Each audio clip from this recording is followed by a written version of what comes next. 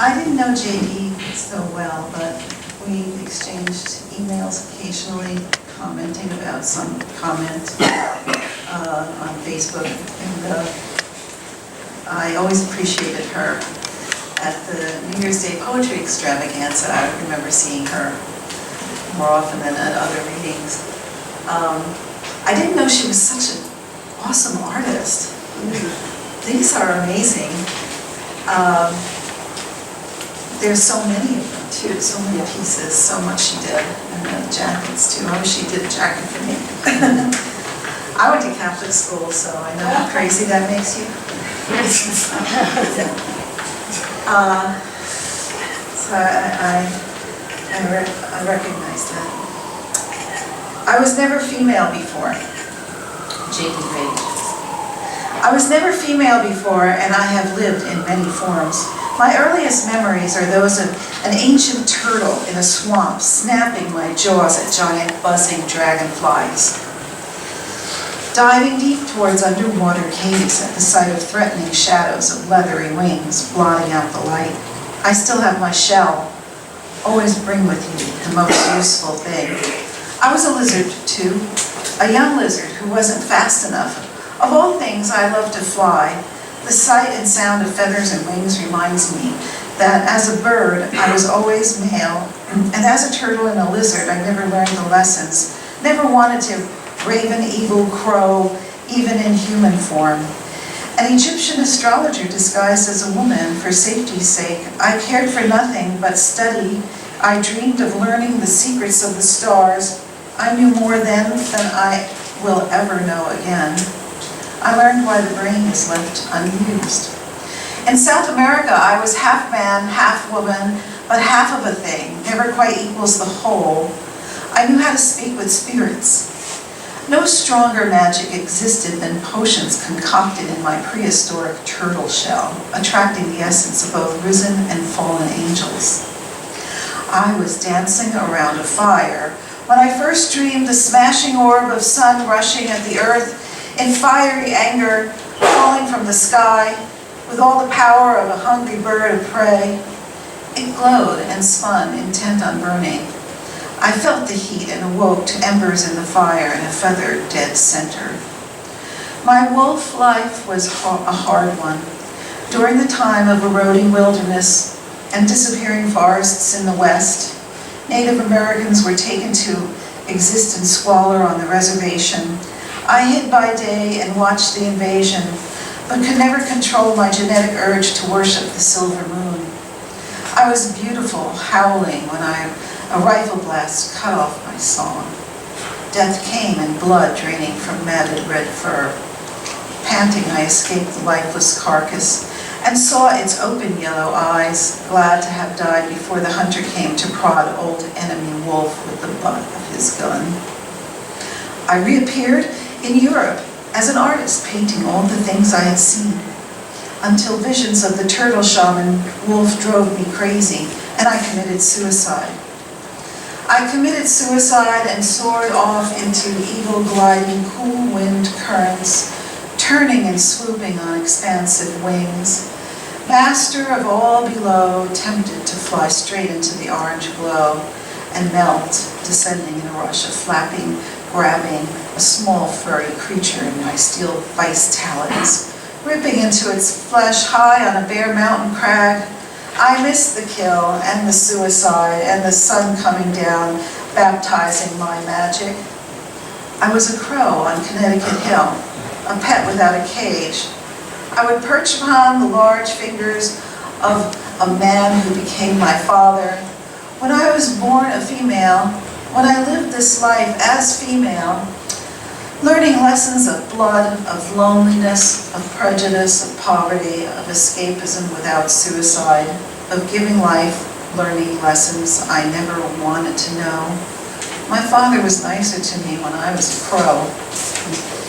Female is a harder thing than wolf-facing civilization, even with the feather from the center of the fire, even with a prehistoric turtle shell. God bless you.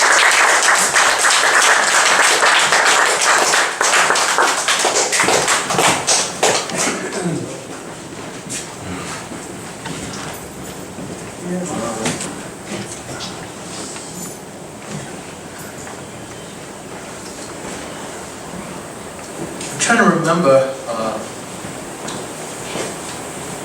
I don't remember what year I met Judy, because I met her in recovery, and I was coming back. I was from Angel Dust, and I was really very, very burnt out. And I remember JD comes up to me with Sherry, and I said to her, I'm a very dangerous man. And she nodded her head. I said, you got a lot of Sid Vicious buttons. Like that, even worse, because so she said, yes, I do. She says, we're going to sit down. Why don't we sit together, all three of us? So Sherry sat on this side, JD sat on that side. And I'm looking at her, I'm looking at Sherry. I'm saying, because at that time, I was definitely, I lost 6 years. So I just went, I was 31, I go to these meetings on St. Mark's, and I was going in a very different direction. If I didn't go into NA, I don't know where I would be. I think I would have been something that we wouldn't want to know about. So JD's sitting here, Sherry's sitting there, I'm looking. And then the meeting goes on, and I'm shaky. And then after the meeting, JD says to me, I'm going to give you my phone number. And I memorized her phone number. And I never memorized anybody else's phone number.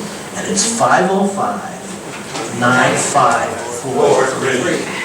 And that's the only number that I memorized other than my mother's number.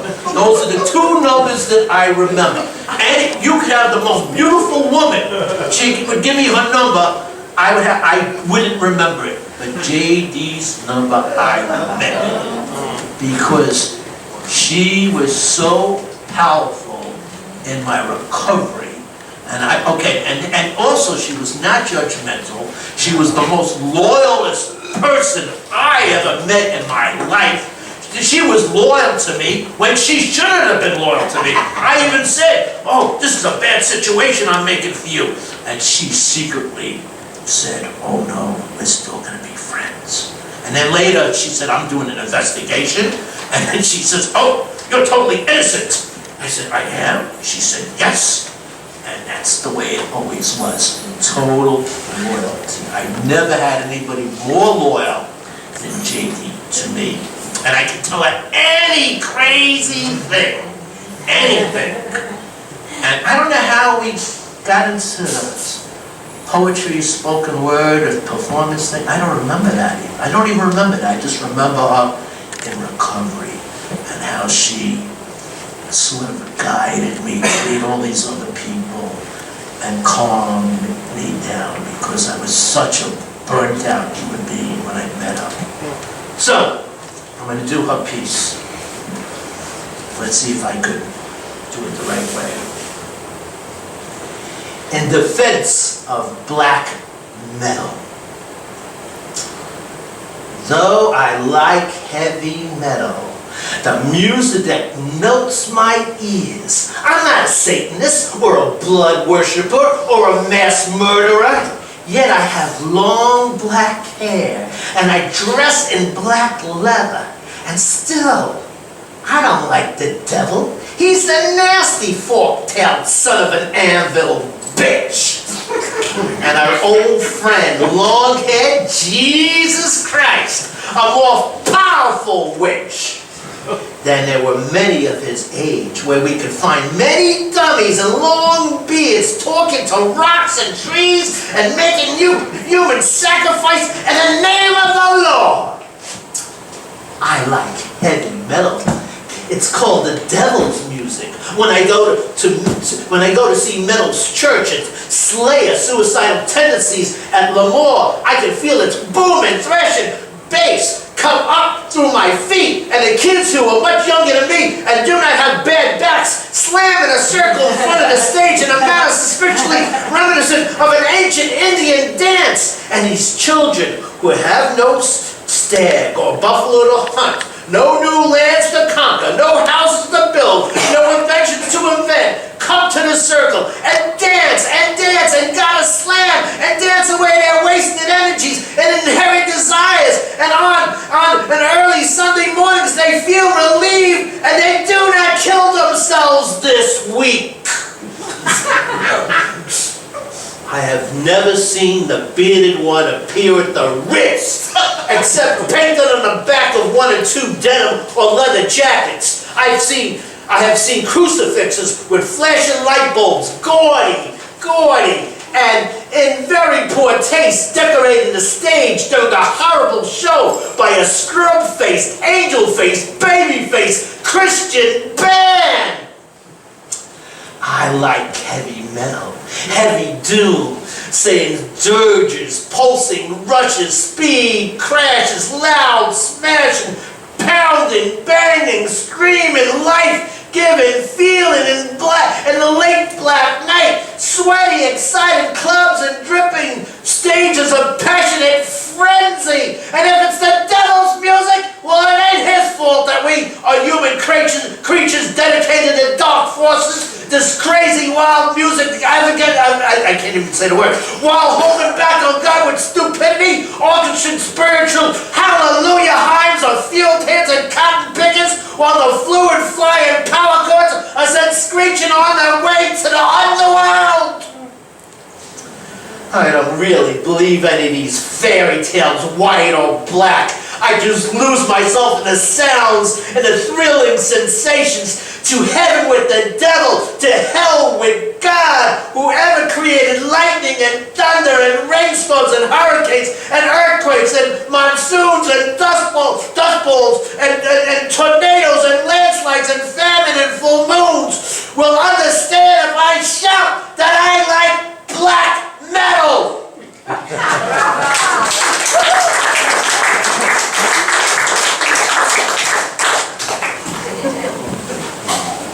Hey everybody, I'm so sad at the same time, happy to participate in this. I really did just idolize JJ, I have to say. And I'm a latecomer in this crowd here,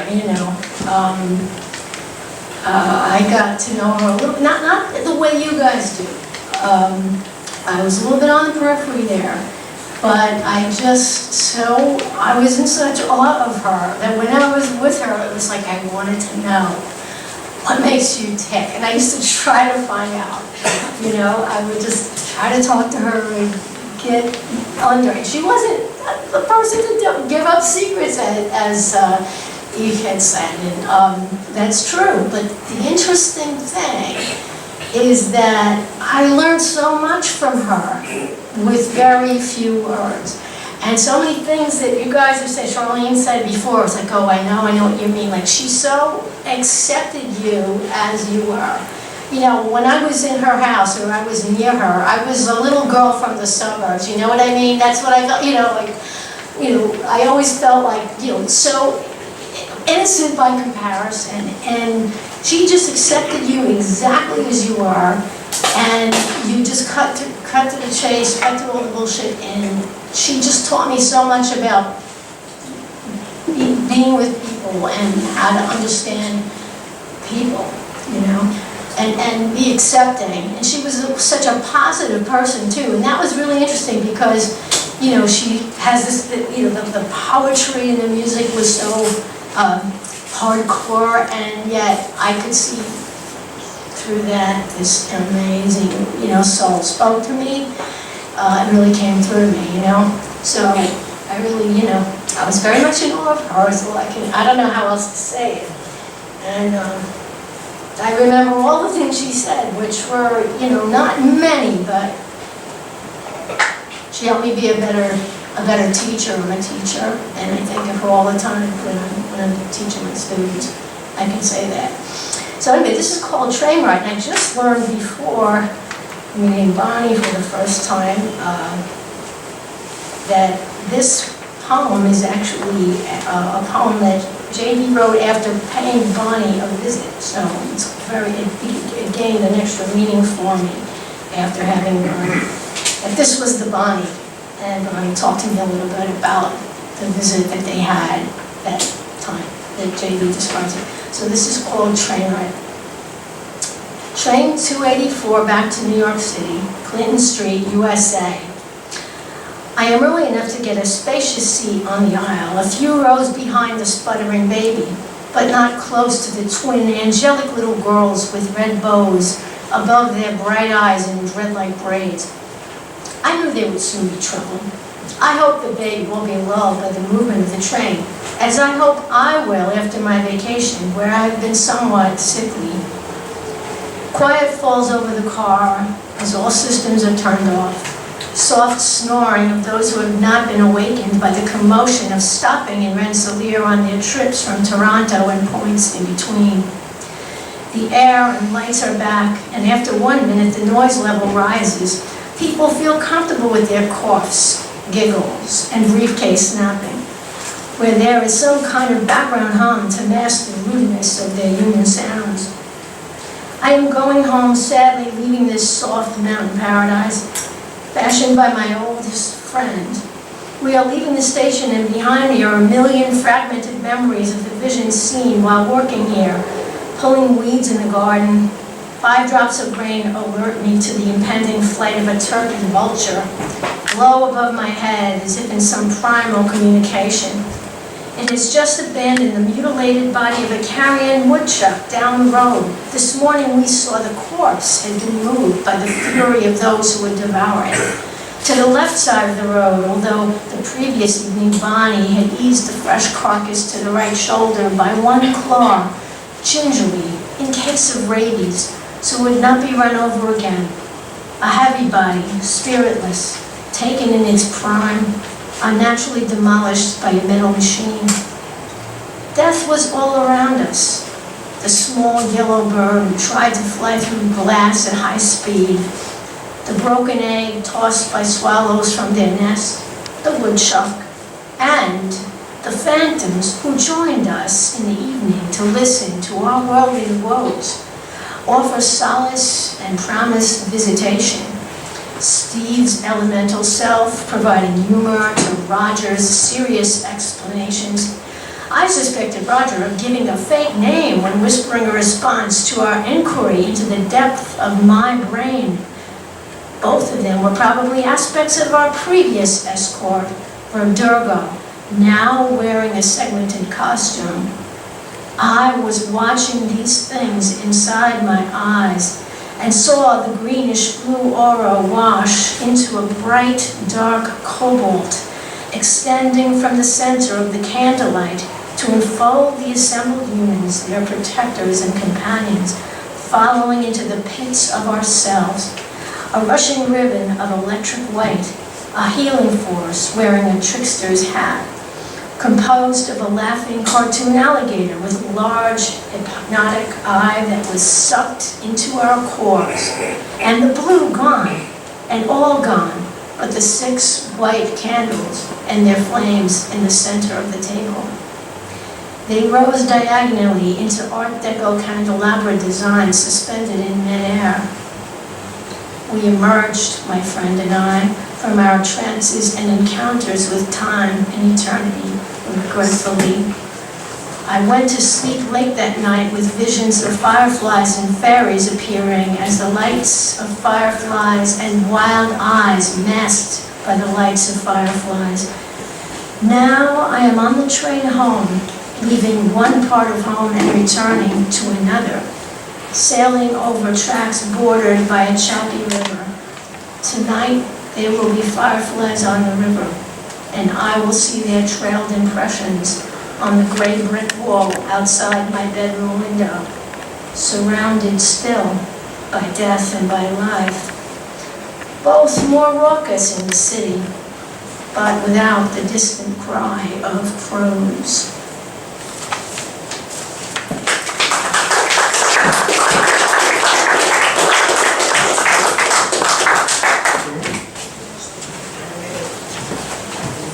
Hi, I'm Susan Sherman.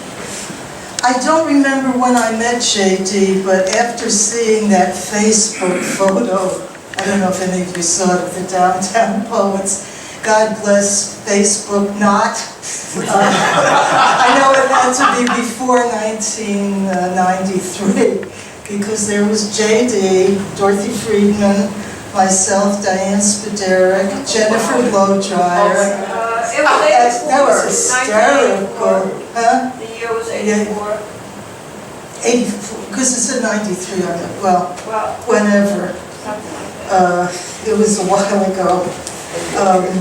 When I think of J.D., she was very supportive of me. I published some little, I don't know what you call them, vignettes in Girard. At a time when I really wasn't getting published at all. She published a chapbook of mine, Casualties of War. In order to get to J.D., you had to go through the two parrots. I always remember those parrots, because I would walk in her house like this. I never trusted them, because they would go when you were least expecting it. And the other thing about J.D. that I remember that I think people don't talk about much is that her house was a wonder. She loved toys. She had this one toy, I don't remember what it was now, but I was fixated on it. But anyway, her support meant a lot to me. And I'm very happy to read this gorgeous poem that Bruce picked out called Sunflowers. It's a love poem, really. And there's a little exercise I sometimes give my students where they write a self-portrait in words. And J.D. was a wonderful artist, but she was also an artist in words. And if I were to subtitle this, I would subtitle it Love Poem, Self-Portrait in Words. It's called Sunflowers. Sunflowers by Blake and Van Gogh, rhymes by Dylan and Reed, score by Suicidal Tendencies, song by Motorhead, enter here into my mind. Full of windows to look through longingly, full of full moons and clouds drifting darkly over them, and a bed of nails for me, of feathers for you, white feathers, full of shadows lurking, full of cauldrons boiling, full of runes throwing and long lifelines, full of black humor and sarcasm, knowing nothing, sung by Eric Burden. Harpies hurling harmony in the corner, full of gargoyles grinning, full of skulls bleaching, full of wolves howling choruses, enter here into my mind. Full of empty armchairs, full of warriors bathing in cold streams, full of water for drowning, brain by Da Vinci, clothes by Vicious, death by dying, enter here. Follow the yellow brick road, full of scarecrows, full of bodies of rebel soldiers, full of haunted houses. You're here now, please stay.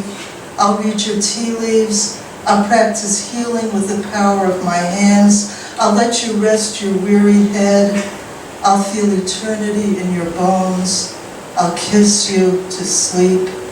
In my warped mind, wailing saxes play on for you. If only you wouldn't leave.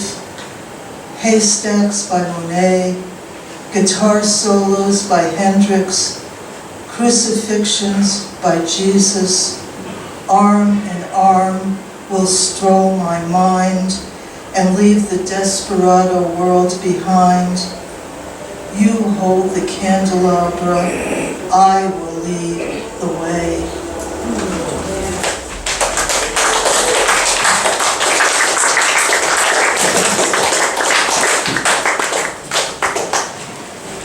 Chris? Yes.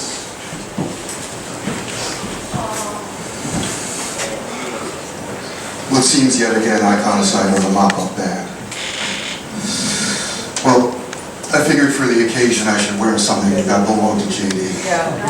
And Jan kept insisting that I take some jewelry from JD's place, but I'm not a jewelry type person.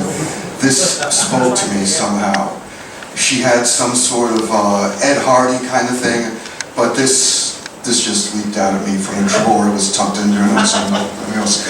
And I was told we had a 3-minute warning, And the one thing that we're missing tonight is Grace Period, with a stop sign and a bullhorn at Cafe Nico, and she blew it on a few people, like this older Italian, now Tommaso, this like yay high and yay wide Italian guy, and he kept going even though she blew the blowhorn.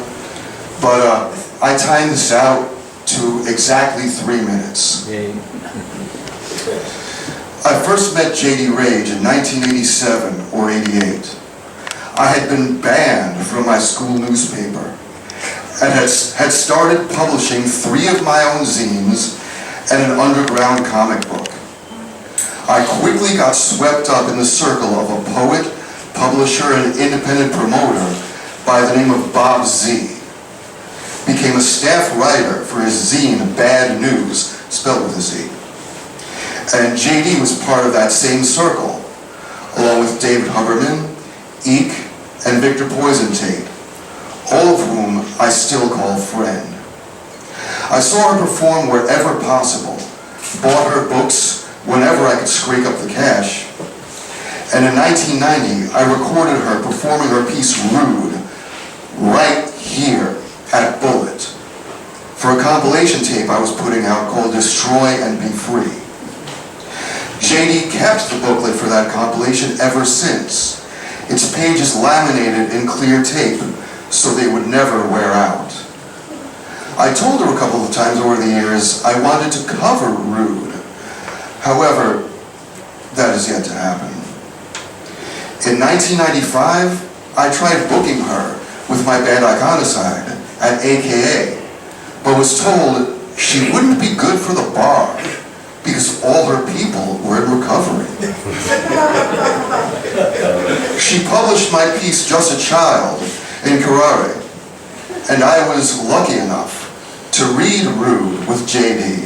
at the 2017 alternate New Year's Day Poetry Marathon at Bowery Poetry Club, which was the last time she was to perform. When J.D. died, I was one of the select few who were invited to her place to lay claim to whatever I could carry that was not spoken for, and found the following piece on a post-it stuck as a bookmark into a handbook on witchcraft. And I'm going to do my best, J.D. November 11th, 2007, 12:07 p.m., 66 degrees. Serial killers usually kill over sex. Female serial killers are rare. Most of them kill their children or husbands for money or revenge. It's hard to take out sexual insecurities on men. You'd have to keep them subdued or they'd overpower you. But subdued, they're not much good for anything. It's just not practical. But that's what I am, a female serial killer. I'm killing men I don't know for revenge over being raped as a teenager. But I don't screw them or mutilate or torture them. Being dead seems to be enough for me. Just being dead. J.D.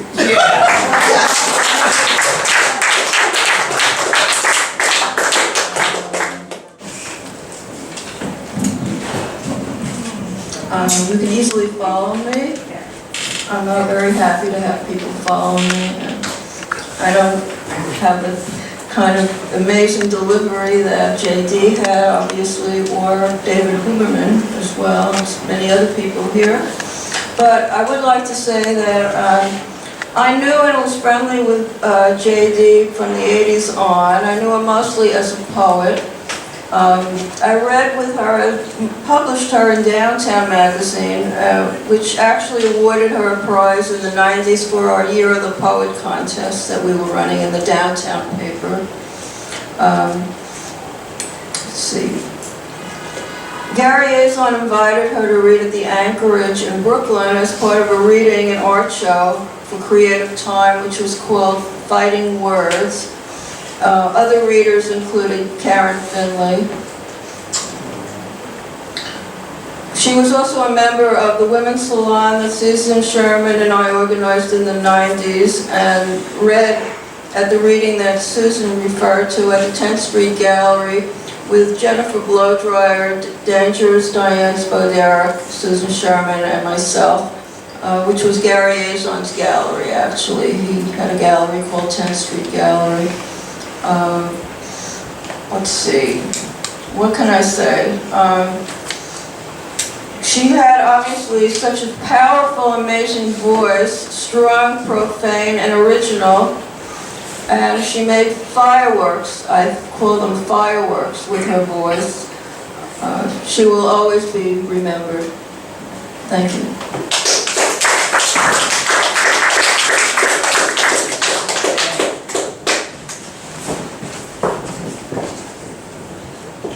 Hello, I'm Luther Williams.